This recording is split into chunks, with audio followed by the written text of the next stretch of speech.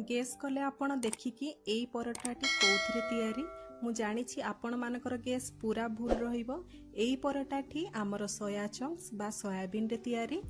मु आज आपण मानक पई आनिछि सोया चंक्स बा सोयाबीन परोटार रेसिपीटी बहुत टेस्टी, निहाती ट्राए करिवे।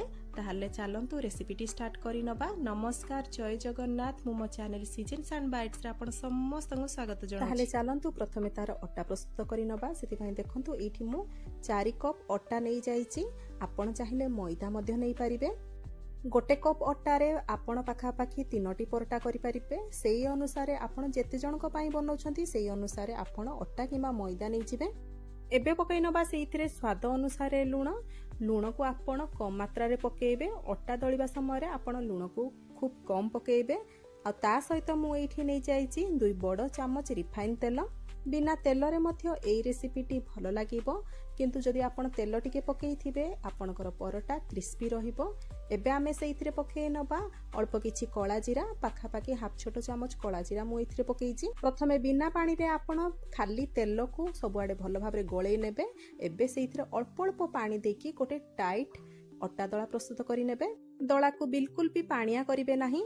अटा दळा तो आमर प्रस्तुत होई सारलाणी। एबे चलंतु आमे तारो नेक्स्ट प्रोसेसटी करि नबा। जेहेतु आमे सोयाबीन रो परोटा बनौछंती, आमे परोटा भितरे सोयाबीन रो आमे पूरो दबा। सेति पई चलंतु प्रथमे आमे सोया चंक्स गुडा को भलो भाबरे एठी सिजेइ नबा। सोया चंक्स को आपण चाहिले गरम पानी रे बतरेई पारिबे। मु एठी सिजेइ नेइछि, सेति पई देखंतु गैस ऊपर मु पैन बसे नेइछि। आ पाखापाखी 1.5 ग्लास पानी देई देइछि। सेइथिरे देई दबा। सेइथिरे आमे स्वाद अनुसार लुण टिके बेसी मात्रा रे आपण लुण देबे, जेमिति कि हमर सिजा सोया चंक्स गुडा को अलणा लागिबो नाही। एबे सेइथिरे मु पाखापाखी 3 कप सोया चंक्स देई देइछि। आ ताकू भलो भाबरे एठी सिजिया पई छाडी नेइछि। देखंतु किछि समय मु एठी हाई फ्लेम रे सिजेइ सारला परे सोया चंक्स गुडा को भलो भाबरे सिजी सारलाणी आ नरम मध्य पड़ी सारलाणी। एबे याकू ठंडा बा पई छाडी दबा। किछि समय मु एठी छाडी देइथिली सोया चंक्स भलो भाबरे ठंडा हेइ जिवो बोली। ठंडा हेइ सारला परे आमे ताकू भलो भाबरे चिपुडी नबा, जेमिति कि तार एक्स्ट्रा पानी सब बाहर करि नबा। सोया चंक्स रु पूरा पानी आमे भलो भाबरे बाहर करि नबा। नहले जति आमर सोया चंक्स रे पानी रही जिवो ताले परोटा पूरा आमर छिड़ी जिवो बा पूरा पानिया हेइ जिवो। सेति पई आपण भलो भाबरे एथरु पानी को चिपुडी नेबे। एबे सोया चंक्स को आमे बिना पानी रे ताकू दरदर खंडिया करिके बाटी नबा। बिल्कुल भी ताकू फाइनली पेस्ट करिवे नाही, दर खंडिया करिके बाटी नेबे। नहले आपण पल्स मोड रे मध्ये बाटी पारिबे। एठी देखंतु बाटी सारला परे मु तारो टेक्सचर देखौची। एई परि भाबरे तारो टेक्सचर रखी कि आपण बाटीबे। एमिति सबु सोया चंक्स गुडा को भलो भाबरे आपण बाटी नेबे। एबे चलंतु गैस ऑन करिकि कड़ाई बसै नबा। कड़ाई गरम हे गला परे मु सेइतरे पकेइ नेछि 3 बड़ चामच रिफाइन तेल।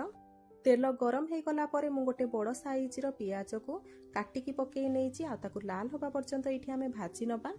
आउ सेइथिरे आमे पकेइ नबा टिके राग पाई कंचा लंका। मु पाखापाखी गोटे कंचा लंका को सेइथिरे काटिकी पकेइ नेछि। एबे देखंतु आमे पूरा लाल होबा पर्यंत पियाज को भाजी नबा। पियाज हमर एठी लाल हे गलाणी। एबे आमे बाटी रखिथिबा सोया चंक्स को एथिरे पकेइ नबा।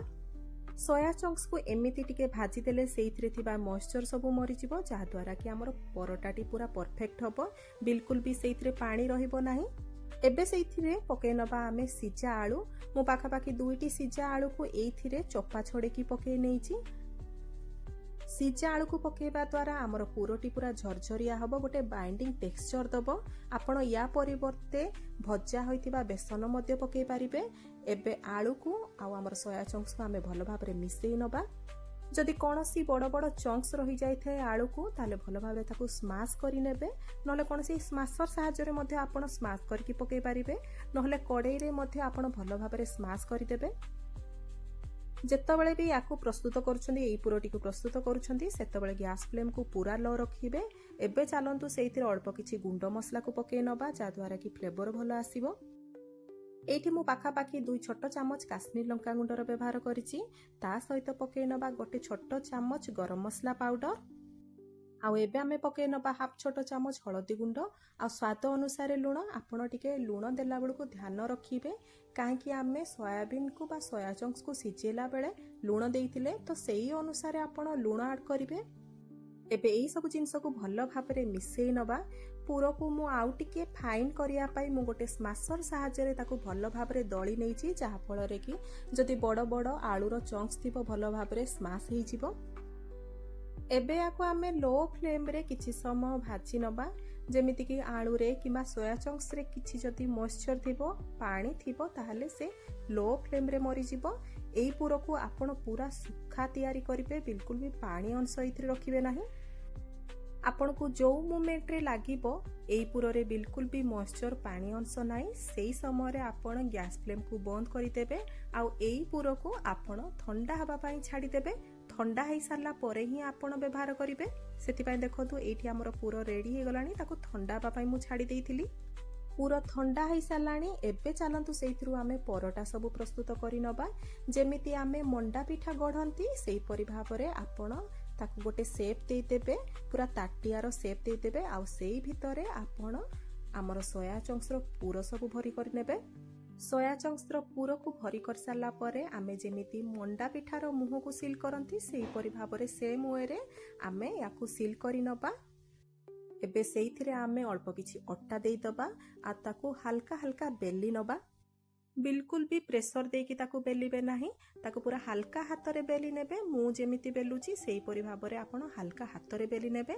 ଆପଣ ଚାହିଁଲେ ତାକୁ ହାତରେ ମଧ୍ୟ ପରଟାର ସେପ୍ ଦେଇପାରିବେ। ଏବେ ଚାଲନ୍ତୁ ତାକୁ ସେକି ନେବା। ସେଥିପାଇଁ ଦେଖନ୍ତୁ ମୁଁ ଏଇଠି ତାୱା ବସେଇ ନେଇଛି ଗ୍ୟାସ୍ ଉପରେ। ତାୱାକୁ ଭଲ ଭାବରେ ଗରମ ହେବା ପାଇଁ ଦେବେ।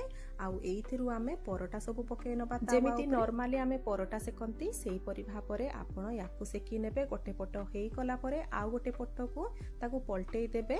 ଆଉ ଏବେ ଦେଖନ୍ତୁ ଦି ପଟ ହେଇଗଲାଣି। ଏବେ ଆମେ ଅଳ୍ପ ମାତ୍ରାରେ ତେଲ ଦେଇକି ତାକୁ ଦି ପଟ ସେକି ନେବା। ଦି ପଟ ସେକି ସାରିଲା ପରେ ଏଇଠି ଆମର ରେଡି ହେଇଯିବ ଆମର ସୋୟା ଚଙ୍କ୍ସ ବା ସୋୟାବିନ୍ର ପରଟା। ଦି ପଟକୁ ଭଲ ଭାବରେ ସେକି ସାରିଲା ପରେ ଆପଣ ଫ୍ଲେମ୍କୁ ଲୋ କରିଦେବେ। ଆଉ ତାକୁ ଟିକେ କ୍ରିସ୍ପି ହେବା ପର୍ଯ୍ୟନ୍ତ ତାକୁ ଲୋ ଫ୍ଲେମ୍ରେ ସେକି ନେବେ। ଏଇଠି ଦେଖନ୍ତୁ ଇଏ ଦି ପଟ ଧୀରେ ଧୀରେ ହେଇଗଲାଣି, ଲାଲ ଲାଲ ହେଇଗଲାଣି। ଏବେ ତାକୁ ଲୋ ଫ୍ଲେମ୍ କରିକି ମୁଁ ତାକୁ କିଛି ସମୟ କ୍ରିସ୍ପି ହେବା ପର୍ଯ୍ୟନ୍ତ ସେକି ନେଇଛି। ଏମିତି ସବୁ ପରଟା ଗୁଡାକ ଆପଣ ଇଜି ୱେରେ ବନେଇ ପାରିବେ ଆଉ ଗରମ ଗରମ ଖାଇପାରିବେ। ଏଇ ପରଟା ସହିତ ଆପଣଙ୍କୁ କିଛି ଦରକାର ପଡ଼ିବ ନାହିଁ, ୟାକୁ ଖାଲି ପାଟିରେ ମଧ୍ୟ ଖାଇପାରିବେ। ଦେଖନ୍ତୁ ଇଏ ପୁରା ସମ୍ପୂର୍ଣ୍ଣ ଏଇଠି ରେଡି ହେଇଗଲା। ନିହାତି ଏଇ ରେସିପିଟିକୁ ଟ୍ରାଏ କରନ୍ତୁ। ଭିଡ଼ିଓଟି ଭଲ ଲାଗିଥିଲେ ଲାଇକ୍ଟେ ନିହାତି କରିବେ। ଭିଡ଼ିଓଟି ପସନ୍ଦ ଆସିଥିଲେ ସାଙ୍ଗସାଥି ବନ୍ଧୁବାନ୍ଧବମାନଙ୍କ ସହିତ ସେୟାର କରିବେ। ମୋ ଚ୍ୟାନେଲରେ ଯଦି ନୂଆ ଆସିଛନ୍ତି କିମ୍ବା ମୋ ଚ୍ୟାନେଲକୁ ସବସ୍କ୍ରାଇବ୍ କରିନାହାନ୍ତି ତାହେଲେ ପ୍ଲିଜ୍ ସବସ୍କ୍ରାଇବ୍ କରିନେବେ। ଫେସବୁକ୍ ପେଜରେ ଯଦି এই ଭିଡ଼ିଓଟିକୁ ଦେଖୁଛନ୍ତି ତାହେଲେ ପେଜଟିକୁ ଫଲୋ କରିନେବେ। ପୁଣି ଦେଖାହବ ଆଉ ଗୋଟେ ନୂଆ ରେସିପି ଭିଡ଼ିଓରେ। ନମସ୍କାର, ଜୟ ଜଗନ୍ନାଥ।